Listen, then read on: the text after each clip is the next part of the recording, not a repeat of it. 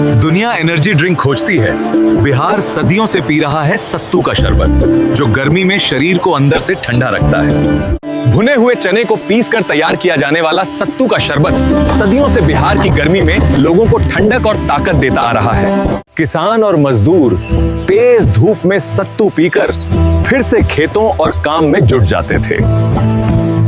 माना जाता है कि इसकी शुरुआत प्राचीन मगध और मधेश इलाके से हुई, जहां से ये पूरे बिहार में फैल गया।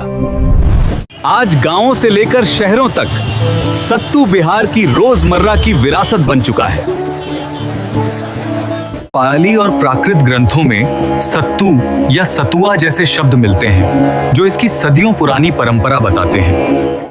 कम कीमत और ज्यादा ताकत की वजह से सत्तू को लंबे समय तक आम लोगों की ऊर्जा का स्रोत माना गया।